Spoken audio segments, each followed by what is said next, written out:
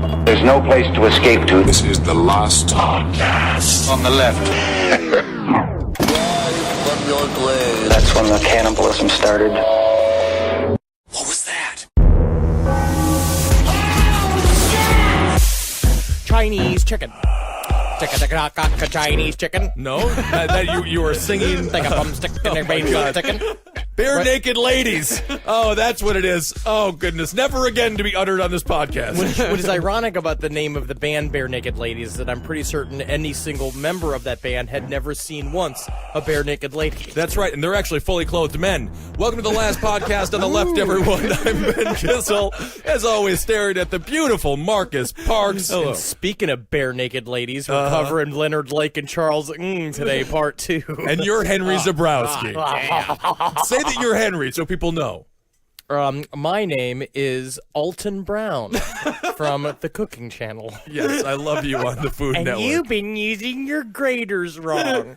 You gotta rub them sideways, not up and down, you fucking assholes. Yeah. I'm a food nerd. Yeah, I think he has a show called Good Eats. He's one of the most obnoxious ones on the network. Good Eats is a paralyzingly boring show. That's right, and the food doesn't even look that good to eat. And speaking of Good Eats, Yes. we got Leonard Lake and Charles. You're part just 2 working today. out the worst possible segues. This is disgusting. Yes, we're back. All right, Leonard Lake and Charles Ng. Last episode, we got Leonard. He just joined the hippie commune, and people were kind of getting upset with him. They didn't like him very much. No. This horrible, balding, bearded man who liked to shoot off his guns, talking military lingo, not doing well in the hippie commune. You know what hit me as I was walking here today is that I realized that Leonard Lake is the type of guy that Centerfold is his favorite song from the yes. Jay Giles Band.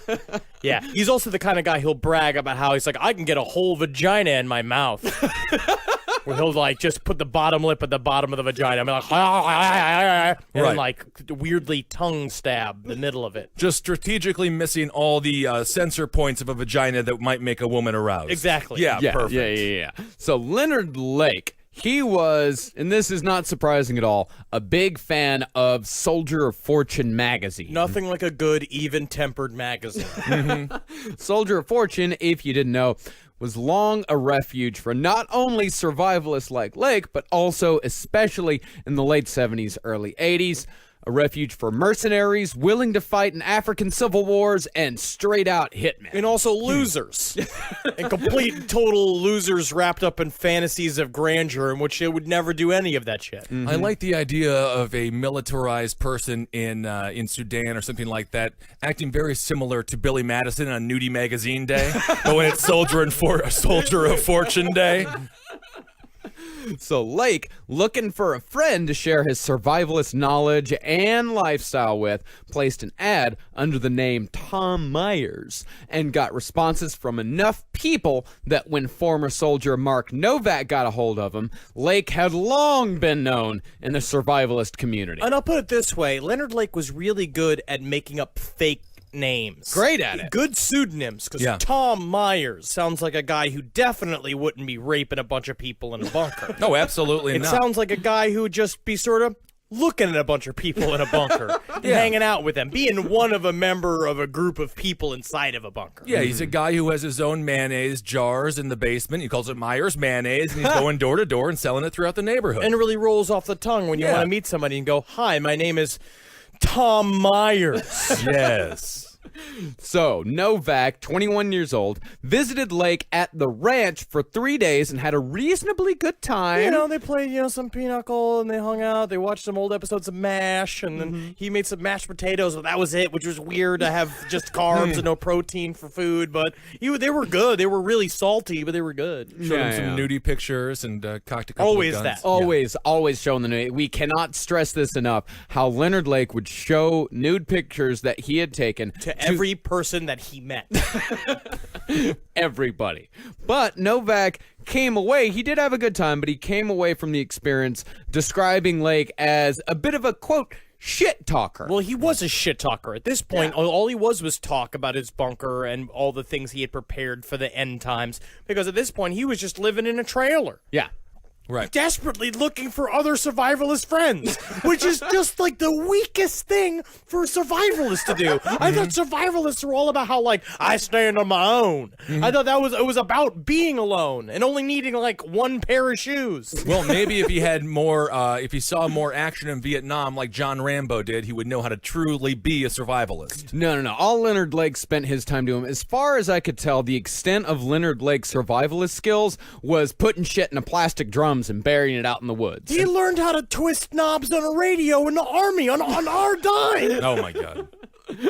So, at the very least, Novak had a good enough time with Leonard Lake to suggest the experience to his new friend, Charles Ng. Just the fact that anybody could be friends with either one of these pieces of shit. It's just like, I can't believe how long. Jeffrey Dahmer needed a friend. Yeah, but Jeffrey Dahmer needed a friend. These guys are just having friends come out of the woodwork. They're having like poker games.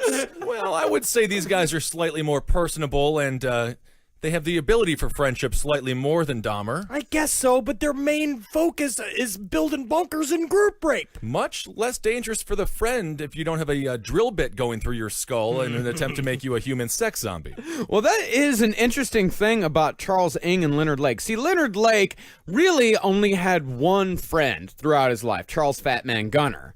But Charles Ng actually Fat Charles. It was more specific than that. Excuse me, Fat Charles Gunner. But Charles Ng, he made friends wherever he went. He had friends in the army, places that he would work at later on. He had friends there. Every time he got into trouble, Leonard Lake or Charles Ng always had somebody to call. But he was just a sour little man. Every time you hear him talk, he's just like, "Oh, they always lie about what I do. They lie about what I done, and I was just hanging around. I just hanging around. You know, I come around and I bring, yes, I do. I bring a big fancy pot. Yes, I brought a walk. Oh, is it funny? Is it funny? Everybody ref about the things I bring to the friendship. I mean, we can learn a lot from the movie The Hangover. It's always kind of fun to have a feisty Asian fella hanging around. I guess so. Yeah, I suppose so. So Ng, at this moment, is serving in the Marines in Hawaii, and his time in the Marines was fairly uneventful until the eventual crash and burn. He was generally described as a loner, although he would entertain his fellow soldiers with his kung fu skills, which he would kick pencils out of their hands. And he was actually known for his kung fu skills and was pretty good with nunchucks. This is my question, again. Do we actually have witness testimony written down that says he was good at nunchucks? Or is he just one of those pieces of shit that you'd meet at, like, day camp when you're, like, 12 years old, who's just like, oh, yeah, I'm pretty much expert at nunchuck. You should come by my garage. I have, it's two paper towel rolls tied together with rubber band, and I'll fucking whip it across your face until you're blind, my friend. Yeah, I mean, you just have to take him at his word. The same way as the 6'7" man, I just say, I can dunk the basketball, and everyone's like, I'm sure you can. I can't get off the ground. Yeah, but one look at your ankles, and they know that you're not much of a jumper. That's right. I used to have blood clots when I was 21, and it really messed with my ankles, so thank you, Henry. Well, Charles Ng was described by former commanders as an exemplary Marine. As far as Marines went, that because he was also obsessed with violence. Like, he was the type of guy that would chant the Marine, like the type of shit that they chant during the run, like the jogs during boot camp. He would say stuff like, no kill, no thrill. Over and over and over again. Private, listen, I love your exuberance, all right? But I'm really going to need you to hit some of the L's in this, okay? I know that there is a barrier here, and I understand that we here in the Marines, we're equal opportunities. We're really going to try for you to hit these L's, all right? Okay, of course, Commander. Yes, sir. No kill. All right, just repeat. No kill, no thrill. No kill. No kill. No thrill. Just give me gun. Just give me gun. Why everybody always complain about how I say things and what I do and what I bring to friendship? So, despite being a weird guy, he's always, and that's the other thing they said, that he'd constantly be in the corner practicing his spin kicks. Fucking loser. No, I mean, this is what he has to do. I mean, how difficult is it for an Asian American to find a identity in this country, especially at this time? All he had was Bruce Lee and Kung Fu films. What else was he supposed to do? Hey, we have some great Asian personalities that made their way in this country. Tila Kobayashi. Tequila. Okay. We got Kobayashi, and we got Sun Yi. Allen. So big players out there. George Takei. At this point, He's he was doing- nothing. Nick, he was Sulu at this point. People were making fun of him. And the guy that was the butler in the Green Hornet, Kato. That's Jackie. That's not Bruce Lee. Bruce Lee. But I think that Charles Ng is not doing anything for Asian culture, doing high kicks, being like, oh, I dare a bird, can't even close to me. Because a bird even comes close, I destroy it with I got a big swipe kick. Big swipe quick. Look at me when I do it. Why is everybody always complaining about what I do and when I practice my speed kick? Well, he could have used a buddy, I think. Well, his buddy was, in fact, Mark Novak, the guy that had visited Leonard Lake. The two had met while they were shopping in the Army surplus store. They noticed that they were wearing identical scuba diving watches. Hey, buddy, hey, what you wear? What's that? It's a Casio scuba diving rod watch. Yeah, I love it. It's one of the best watches I've ever. Shit, my friend. Do you have the same? Look at it with your eyeballs, dude. Man, it's so like I am white and you are different white. But I'm I feel a different type of white. But I gotta say, we friends now. And you ever once complain about what I do and what I bring to friendship? I tell you what. I will put you down in a bunker. I tie you to a recliner bed. I cut off your clothes with scissors, and I watch you as my body prays with your balls. I think I'm going to recommend this guy go meet that psycho Leonard Lake to get him away from me. Yeah, well, Tom Myers. Tom Myers. Well, they did, after they met at the Army surplus store, they decided to go have a soda together because they're both sober. Which also shows me this is the problem. I if you do have a drinking problem or a drug problem, I'm glad that you get out of it and you're sober and then you're being strong. But a lot of times it means that you're an insufferable piece of shit. I have no problem with recovering alcoholics, but for the person who's never touched any drugs, including pharmaceutical drugs, at any point in their life, you haven't lived. Yeah.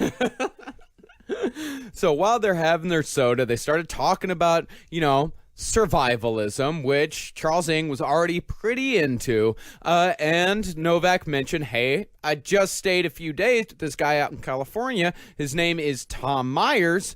You ought to look him up sometime. So Charles Ng, this meeting would actually be pretty fortuitous for him because soon after this, he would go AWOL from the Marines after getting caught stealing $11,000 in machine guns, grenade launchers, rifles, and pistols from the base armory. Which is insane. He It's was insane. obsessed with weaponry. He loved guns. But at the same time, what we're going to discover about Charles Ng is that he had a true problem with kleptomania. Like he loved to steal. He liked to get things over on people. He wanted to be smarter than everybody else, which is why him and Leonard Lake got along completely, because the idea is there were the last two brave men in America by the end to really get what they want. Like real men's rights activists. They're really, really great at it. Really strong men. Yeah. And really, man, as we get more and more into this, it's like Ng and Lake were like the proto-men's activists. Yes, it's like horrible. the really obnoxious ones. The ones that are just fucking terrible, terrible pieces of shit. The ones who refer to women as whores constantly. Yes. Yeah. And he set all this up where he was talking a bunch of shit about how he was going to rob the armory, and everyone's just been like, all right, Charles, whatever, man. I don't think you should, but okay. So Charles Ng made friends with this one loser guy that was the night watchman at the armory, and he realized basically they had kind of struck up this sort of relationship with each other, and he had only struck up that relationship in order to get access to the armory. So Charles Ng is literally trying to be friends, but the way Charles Ng is friends is truly he's like, well, what's your name? Your name is Brian? We friends now, Brian. Yeah, is that fun? Yeah, we friends, huh? I'll show you an nunchuck. Come back by oh, look, you see my car here? I got a nunchuck, and I got, picture of Bruce Lee, because you know why? He's so tall. That's what I like about him. He's so tall. All right? Yeah. Now, what you're going to do, what he did was, it said to him, it's at night, you're going to pretend to go to sleep outside of the armory, and I am going to go and steal everything from inside of it and leave, and then you have the perfect alibi, which is you were sleeping. One of the worst alibis you can give. Yes, and then the dude eventually just gave him up because all these grenade launchers were missing from the armory, and then finally there was just Charles took it, because they had sort of assumed Charles was fucking around doing something because he was just being really shifty. Yeah. Really sneaky like a ninja, and I think they followed the pitter-patter of steps back to his bunk, and they they found him with all the guns cuddling. But true ninja is not found because true ninjas won with shadow. That is a good point. Yes. So Ng, after he was caught, he managed to escape the custody of the chasers, which is slang for military police. He climbed out of a window and camped out in the Hawaiian jungle for a few days, where he said he, quote, Developed diarrhea from being continually wet. And that's not my fault. Because I go out there and you're like, yeah, no, I go out in Hawaii. Yeah, of course, yeah. It's a beach area, right? And there's like pretty water everywhere. But I assume I go lay down next to a volcano. It gotta be dry, right? It's a volcano made out of rock, you know? But it's wet, right? And I'm sitting around and I've got a wet bottom and I've got diarrhea out of my pants and I can't hide my guns anymore. How did everybody's always complaining. Yeah, there was no toilet paper or anything. How did you clean up? Or you just... I found a Carrera. you used a koala bear Yes. to wipe your butt. You see, a koala bear is made out of toilet paper. But have you ever seen that? Have you ever seen the ad with the two bears and he gets a poo-poo on the outside of his The Charmin fur? ads, right, yeah. right, yeah. That's what they don't show you. It's that they skin a Carrera and they take the surface half fair of the Carrera and they wrap it in bear bibs with it. So toilet paper is made out of koala. So after a few days of diarrhea in the jungle, Ng eventually ventured out, called up Mark Novak, told him to put him into contact with Leonard Lake. But unfortunately for Ng, Leonard was no longer residing at the hippie ranch that we talked about in our last episode. For after months of the surrounding hippies complaining about Lake's bad habits, the conflicts eventually came to a head when Leonard's shed, stockpiled with ammunition, caught fire and exploded in a hail of metal debris and bullet fragments. Which seems to be the number one reason why you don't have a stockpile of bullets and fucking ammunition. Oh, I That's love why you the don't idea. have a stockpile. I'm a huge fan. 4th of July came early that year. I mean, these are fireworks, but in their truest form. But can you imagine that? Just like a hippie, it's like you got the black magic, like the cult guys, like next to Leonard Lake, and they're just hanging out, like trying to drink a goblet of grape juice and going like, it's like, I think we're going to have a plentiful fall solstice, and they'll just flash. Yeah.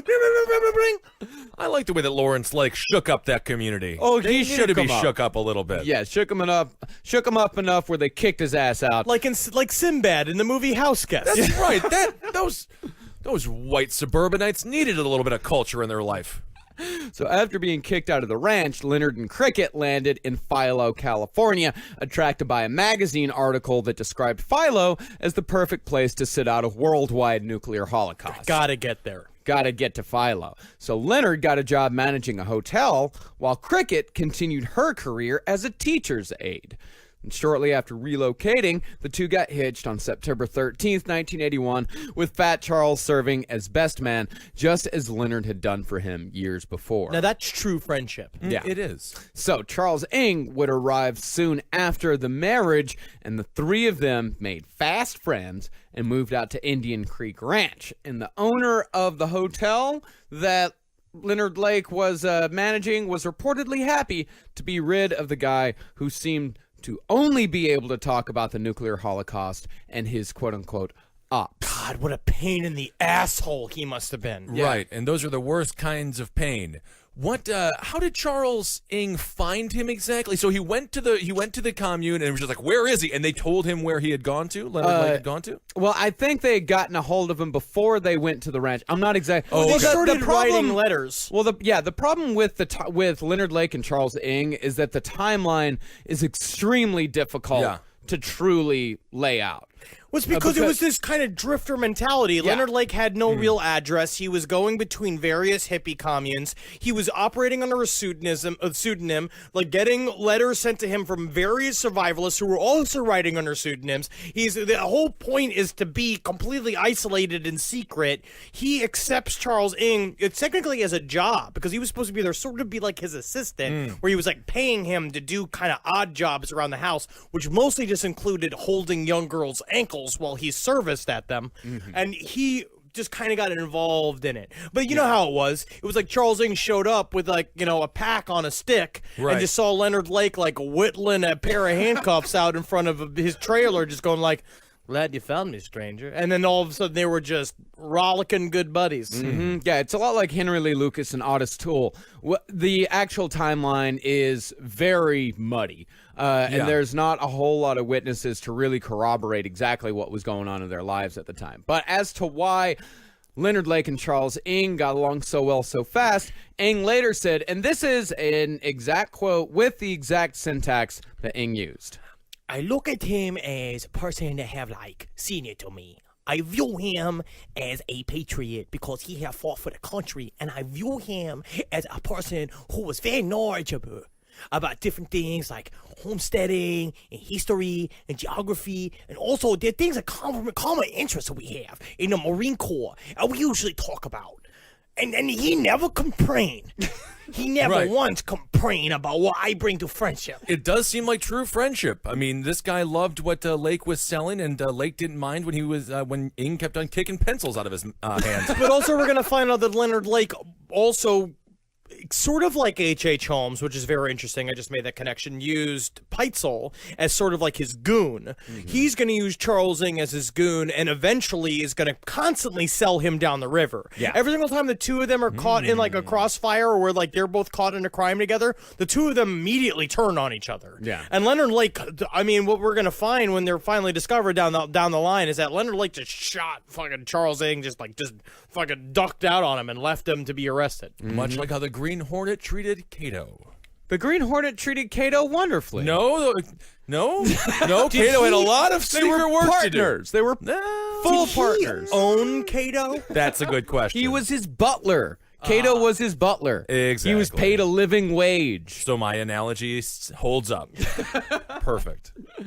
So the trio's stay at Indian Creek Ranch would also be short-lived, as Leonard once again started stockpiling weapons. Just have one weapon. Well, he liked weapons, of course. He's a survivalist. Survivalists and a stockpile of weapons go hand in hand. This, of course, caught the attention of the locals, who managed to either hear about or figure out that the odd little Chinese man who was puttering about the property was an escaped fugitive.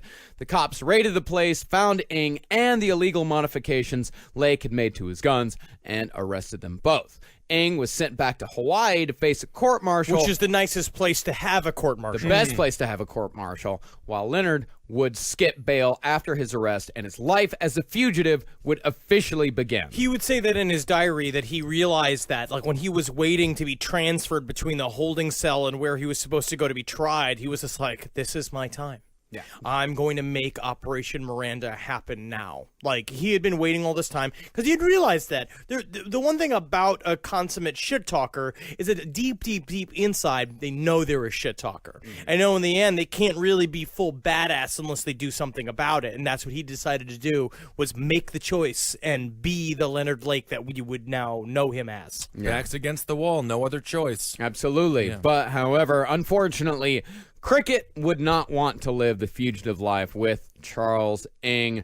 And so, even though the two would date on and off for the next few years, Leonard was once again a solitary man and in need of a new identity, literally. Because that's what he realized as a man on the run. A part of that is you need identities to cycle through. You need to set up leases, and you need to get cars and shit. You need to do a bunch of legal shit. In order to do that, you need a license. Yeah.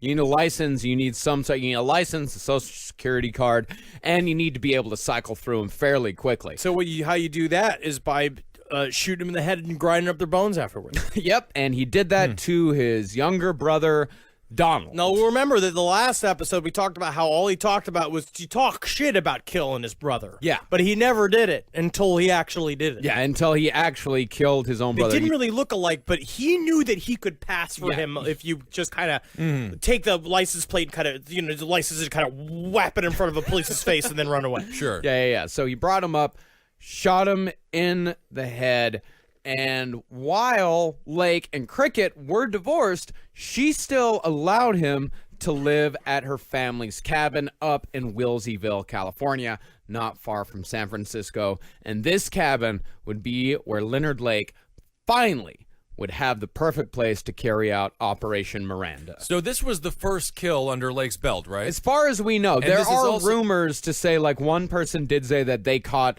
or they helped Leonard Lake take a refrigerator out to the dump and the door was welded shut before this. So there are a little rumors here and Yeah. there, but who knows if that's just someone looking for attention. We've all lived in a college house before, and opposed to cleaning the refrigerator, you just weld it shut and put it on the curb. Absolutely. Because they can get pretty disgusting. So this might have been the first person he fantasized about killing, sort of similar to Edward Gein. But you're gonna, And then he did kill his brother. So it's a hell of a way to, I guess it's, you go back to what you want to do in the first place, and then it's a good jumping point, I But suppose. now we're going to see the pattern that Leonard Lake and Charles Ng are going to settle into, which is killing for convenience and purpose. He killed his brother to get his ID. You're going to see this again and again, where he's going to kill men in order to steal their identities and use their identities and their property, and then he kills for passion, which is a part of his sexual release. And so he's doing it all now. Now he's very similar to an H.H. Holmes. Yeah. Because he's an opportunity killer and a sexual killer. Yeah, absolutely. So this house was actually the perfect location for this. It was the end of 200 yards of unpaved road, relatively secluded spot, surrounded by huge, thick Californian trees and low hills. There were other houses nearby, but they were positioned in such a way that gave Leonard all the privacy that he needed. What kind of hold did he have over Cricket that she would let him use her house? Well, I don't think that any other man wanted to be with the multiple used Cricket. Cricket was kind of hot in a gangly, kind of weird face. Cricket was hot in like a Carla Faye Tucker kind of way. in a way that you find extremely hot. Is what The you're way saying. that I found Yeah. attractive, yes. Well, we don't know if she wasn't slobbing knobs all over town. I would assume she wasn't exactly, held too close to the celibacy. Well, there is a lot of speculation as far as what Cricket's involvement in all of these crimes actually were. Well, this is where I'm going to say that's what this points to. Later on, she completely absolved herself from any sort of involvement with the crime. She got immunity for her testimony, but she was definitely an orchestrator. She had helped bring women into the scenario earlier on, where they brought it more, because before they were just doing sort of torture play, where they would abuse her and then not kill her. But as they started killing the women, mostly it's because I think that she kind of validated in her head that Leonard Lake was killing these women in order to get rid of the bodies, and so you don't have any witnesses for them to talk about what they were doing alone in the room. Yeah. And that is one area where the men's rights movement is not entirely off base. The incarceration rates between men and women are drastically more for men than they are for women. Yes. Okay. Yes, they are. Wow. Very good. We don't side with them. No, absolutely not. That's just a fact. Yes, it is a fact. But the reason why Cricket didn't go away is because all of the evidence they had against Cricket was extremely circumstantial. There was no way that they were going to actually charge her for a crime. So the reason why they gave her immunity was because they thought that she would have some information to put away Charles Ng for good. So it was actually on the part of the prosecution a good move. And the Of big, course. the, The only big move they could tell make, about yeah. Cricket's involvement is that she had spank calluses, just like two calluses on her buttocks in the shape of a human hand. A lot of talcum powder around the house, huh? Yeah, good. So Leonard Lake's new location, at first, he did reasonably well with the new neighbors, although the first interactions were not without their speed bumps. See, Lake had bought a dog that he named Woobon. Now, what does Woobon mean? I Googled it and nothing came up. Nothing. All right. Not a single goddamn thing came up for Woobon. I think he just looked at it and said, Woobon! And then he's like, that's your name, Woobon! Woobon, yeah. Woobon was a German Shepherd, and one of the neighbor's dogs decided to get a little frisky with Woobon, and Lake, taking exception, shot the neighbor's dog. That's not a good move. Not a That's good not how move. you get ingratiated into your secretly secluded place where you're trying to create your sex dungeon. Absolutely not. You let the dogs hump it out. Well, the neighbors, at first understandably upset, were eventually charmed by Lake. They invited him to a barbecue the following Saturday, and after further conversation, Lake and the couple exchanged pornographic videos. And Lake officially is comfortable. at his new What place. was happening back then? This is a This is different just how time. people. Is this the 70s, Marcus? This is 1983. This is the 80s. Oh my God. But this is the thing, is that Leonard Lake, that's the only reason why they were even charmed by Leonard Lake is because he was the type of man that was making homemade porno videos that he Right. would share with his neighbors at a barbecue. Ronald Reagan's lying in a hospital bed, almost dying from gunshot wounds, and these people are in the woods exchanging porno and forgiving someone for killing their dog. Technically, life is better that way, I guess. I guess so. So it was now time for Lake to begin his search for his M-Lady, as he called her. He rented out an apartment in the infamous Pink Palace of Haight-Ashbury in San Francisco, long known to be a refuge for transients. So, here at the Pink Palaces, he used the name Alan Dre and started to make friends with some of his fellow residents. 3 of his victims would come from the Pink Palace. Vietnam vet Randy Jacobson, known for being a little too trusting. Aw, which is normally the opposite for a Vietnam vet. Yeah. And well, he's just looking for somebody to be nice to him. The other one was Maurice Rock, a groovy pothead guitar player.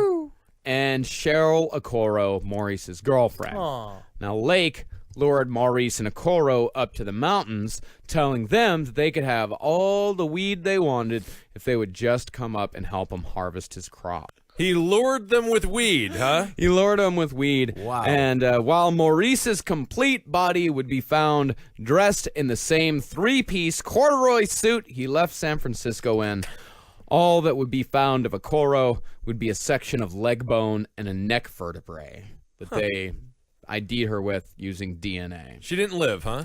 No. No. Can't live like that. No, can't it's live not it. like she's a transformer that Oh, comes I apart see. in pieces and then would go back together. Like, yep.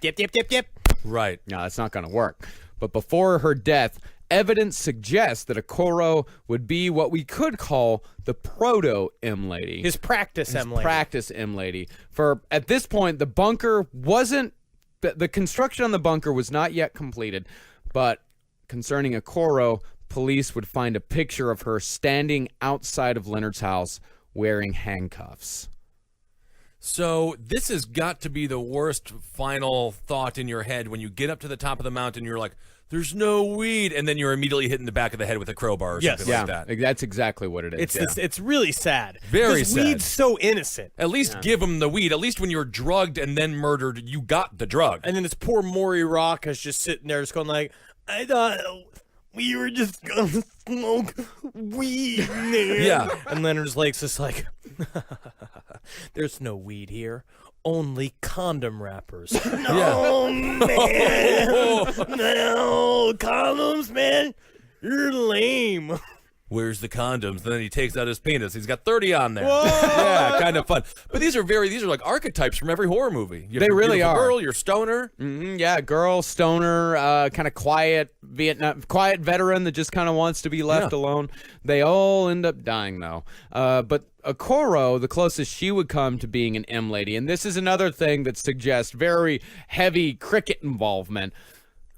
Cricket would play Okoro in a pornographic video that she and Lake sent to a collector of erotica. And these were the ones Right. he filmed a lot of, just like close-up pussy ones. They were those videos, like, you know, the Yeah. porn videos where it's just like the genitals Out of and then- don't like context. it. Yeah, it looks out like of- a prawn from District It's 9. like she'll kind of go Yeah. like plap, plap, plap, plap. Yeah, she was plap, and kinda hit it. masturbating. Yeah. But Yeah. it was, the up close genital. Anybody out there who makes pornography, just get out of there. I want to see the full picture. I want to see the whole thing. Vaginas are beautiful. I like to see them. Yes. But I say, yeah, let's get some face in there. I want to see her face. There's been an uptick in the male butthole shots. I want to say that as well. Yeah, get those out of here. Ugh. No one wants Yeah. the behind that. some the people back do. of the balls. Yeah, it was the 80s was the heyday for those that, but they're coming back for some I reason. hate it when they do that. They shoot underneath the man's balls into the sex. And before you think we're getting into sex talk, that is an actual exactly what the conversation was between Lake and his neighbors when they watched the sex tape. These problems have been going on since the 80s. And by the way, Randy Jacobson, the reason why he was killed, disability checks. Which is quite ironic for the fact that Leonard Lake grew up saying all these people that were living off of welfare were vampires. Yeah, exactly. And this is also a trick that Leonard would use over and over again. He would deliberately pick people who got government checks to kill, and then he would use various he wouldn't actually, he would kill one person and then sign a check from that person to one of his alter egos, one of his stolen identities, and then cash the check that way. It was just this huge shell game. Do you think that he put the check in his left hand and then slowly gave it to his right hand and then shook his own hand? Thank you, Mr. Myers. You're welcome, Mr. Rock. You're welcome. And of course, at the same time that he was picking these people off in San Francisco, he also started his journal, which, unsurprisingly, it's mostly whining about how women are quote-unquote whores, longing about cricket, saying things like, "Why do I love her so? Wish I could turn it off." and of course his musings on his ladies. This is something from his journal about the collector. Ah, the collector. Has it really been near 20 years I've carried this fantasy?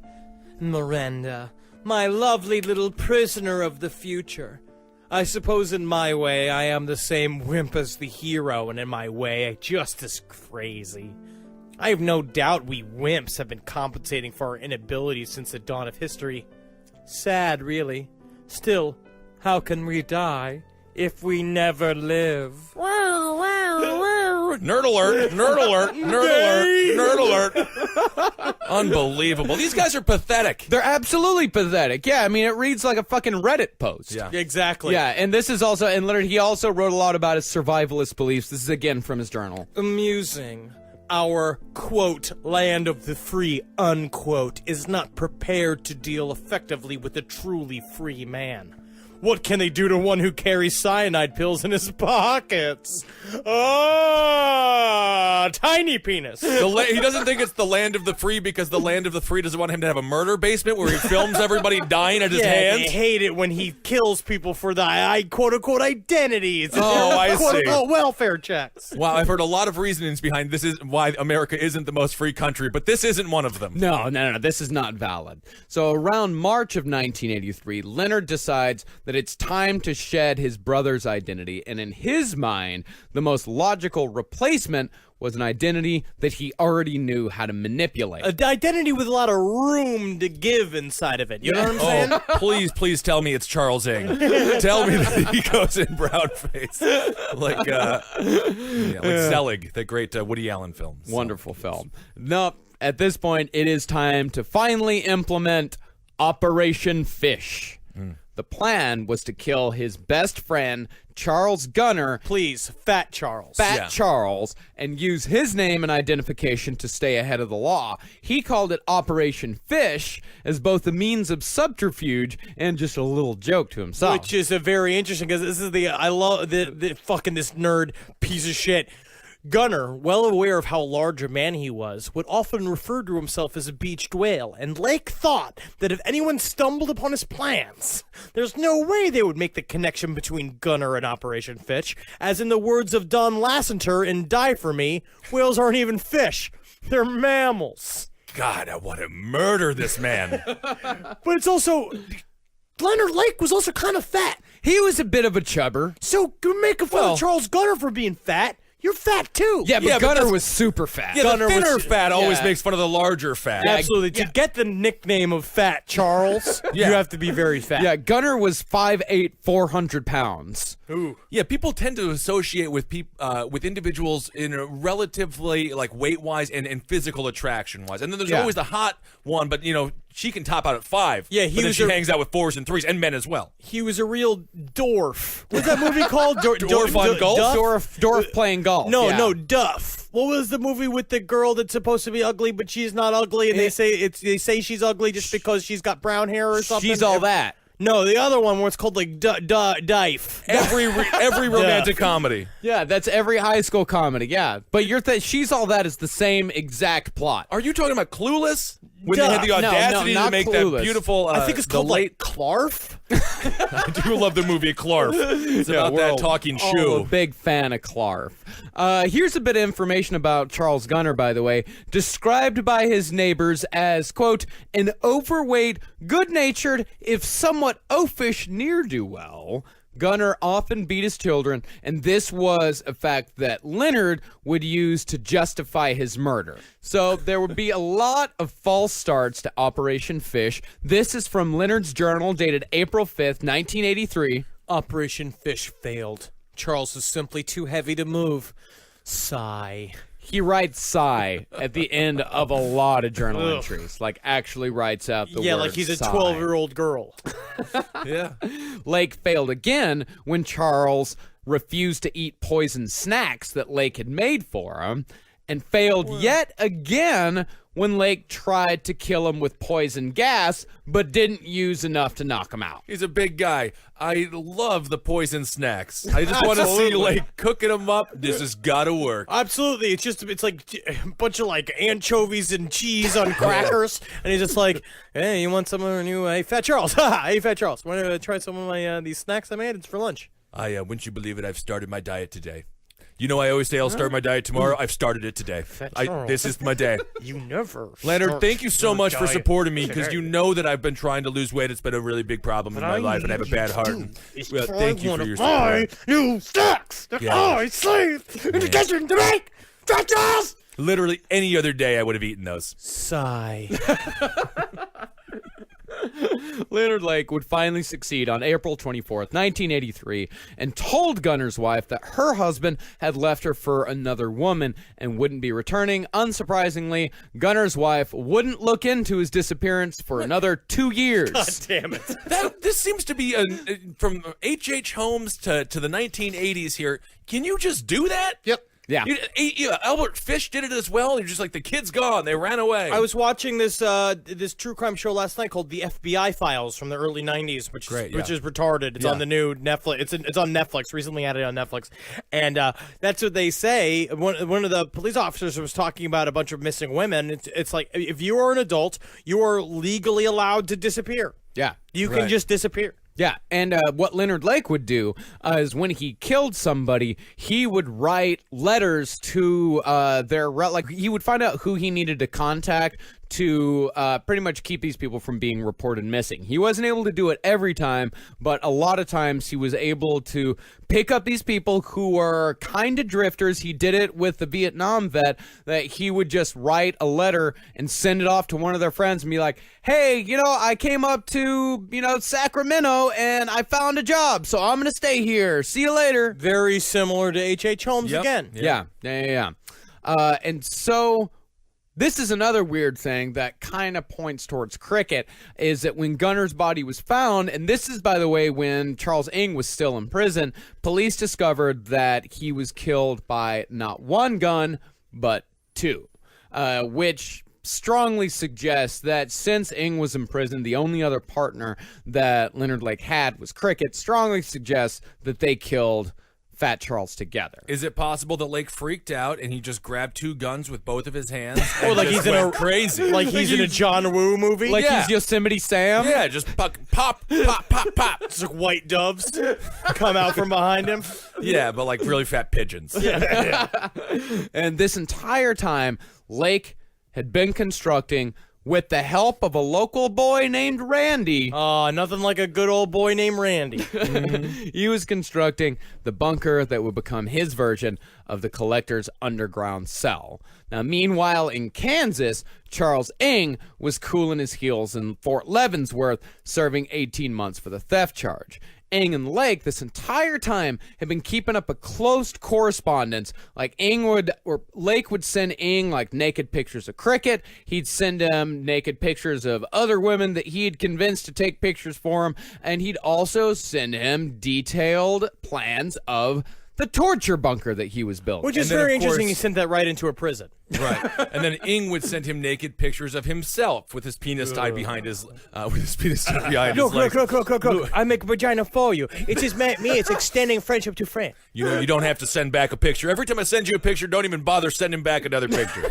My other thing, too, is that you feel that if Leonard Lake didn't ever, like, if he skipped a letter with no pictures of Cricket, like nude or any other various, like, blacked out eyed woman nude, that he, like, Leonard, like, Charles Ing would write a letter back just being like, you feeling okay, buddy? You no send nude.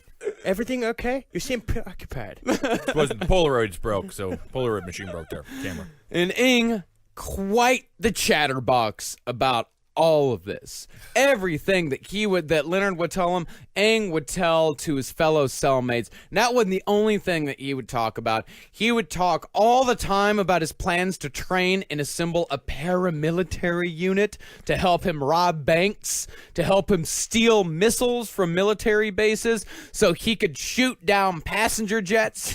He'd talk about how he wanted to bomb bus stations, and he would, of course, talk a lot about torturing women, which his fellow inmates said he had, quote, quite the imagination for. I still like the continuing of the no pain, no gain, no kill, no thrill.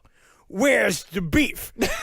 Where is the beef? That's a good question. Got milk? Yeah. Yeah, you got milk? I got milk. I pour my riddle udder I got here. I make milk all day round. Little known fact, Ing came up with the majority of slogans we use today for beef and milk products. Time to make the donuts. Yes, that's correct. That's Time right. to make some donuts.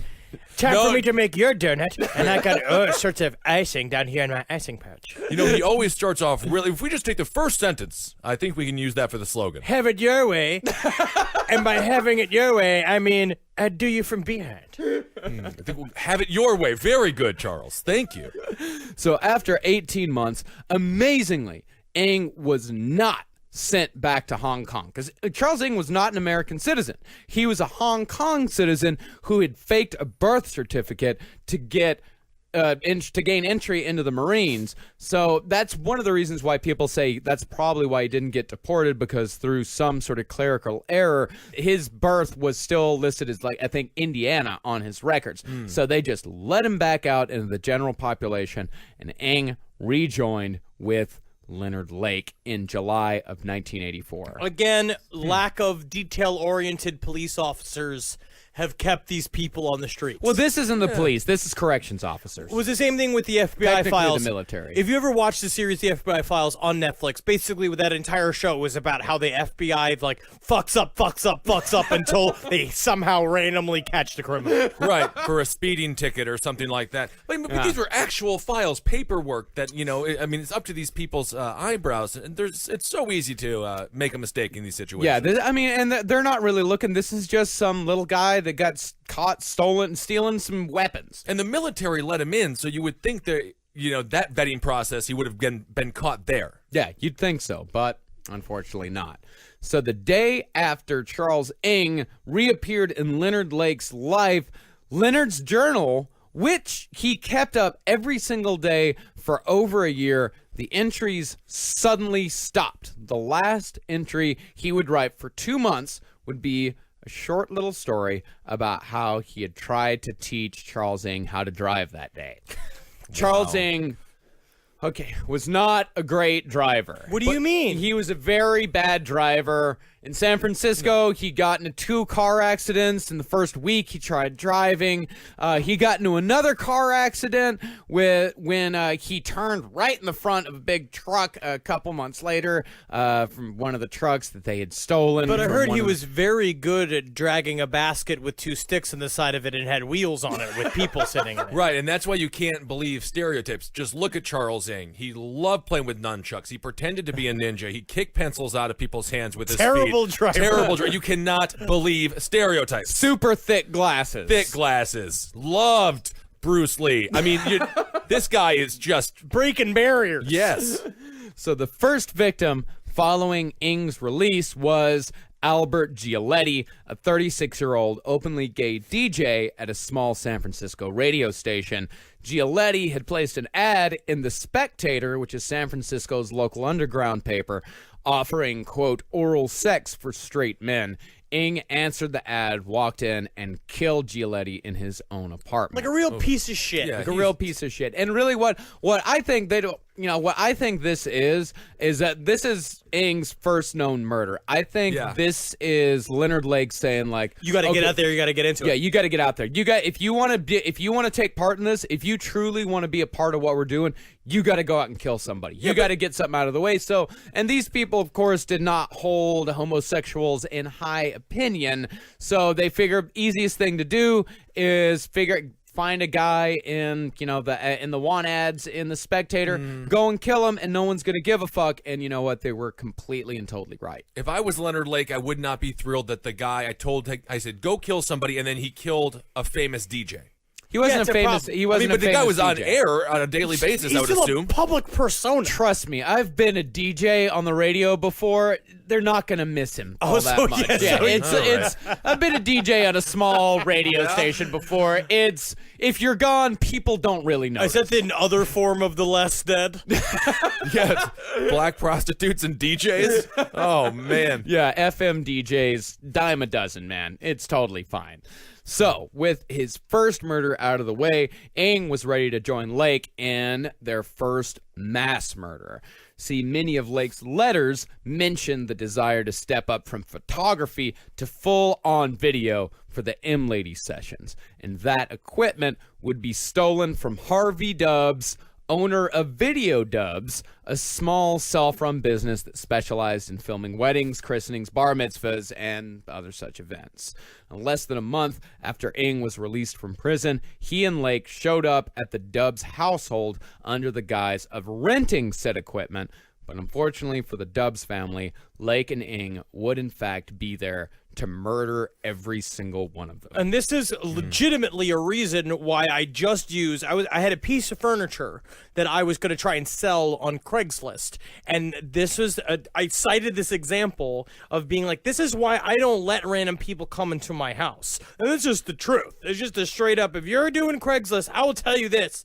Find a safe meeting ground, or like leave it outside. Don't let them know what apartment you're at. Because this is what happens, is that your entire family, they go in there while the Dubs family is eating dinner, they check out all the equipment, and then Leonard Lake and Charles Ng take the entire family at gunpoint to a rape bunker. Yeah.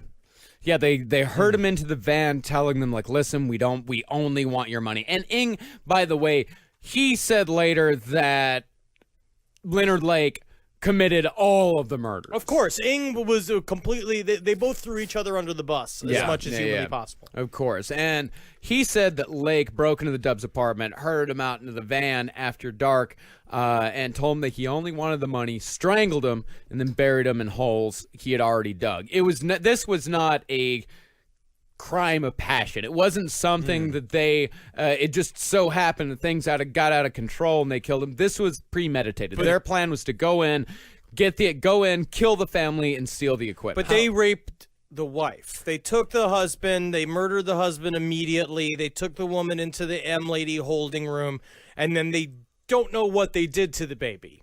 Well, they don't know what they did to the baby, but They certainly didn't raise it to be president. They didn't. No, huh? yeah, because it was a husband, a wife, and their 16-month-old child. And Ng claimed that he didn't know what happened to the baby, but another cellmate later testified that Ng told him that Leonard forced him to kill the baby as a training exercise, like the urban legend about the Nazi SS officers having to raise a puppy and then having to kill it upon graduation. That's why we gotta arm puppies and babies. They all need guns. I think every baby and puppy should have a collar on it with a grenade on the front I of it. agree. And that baby or dog can be trained to pull the pin on the grenade in case they're ever stolen. That'll be in Look Who's Talking 8, the militarized baby. Suicide watch. That same cellmate also said that Ng went into extreme detail about exactly what had transpired that night after they had abducted the family and taken them back to the torture bunker. This is, by the way, the exact court transcripts. And now, just remember that his cellmate was named Maurice LeBerge. Yes, Maurice LeBerge. Did you tell Maurice LeBerge that you tried the asshole death grip on Deborah Dubs? No. Did you tell Maurice LeBerge that the asshole death grip is to strangle a girl with her pantyhose and twist it as you are fucking her in the ass? No.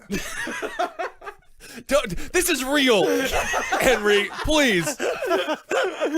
Yes, it is real, but this also speaks to just the horrible douchebaggery of Charles Ng, that he had these horrible names for these things. Well, he's just Right. a piece of shit. He's just I keep saying piece of shit, but that's just what they are. He's Yeah. a nasty little garbage man who's just like, all he is, he likes everything sneaky and stealing, and it's just horrible.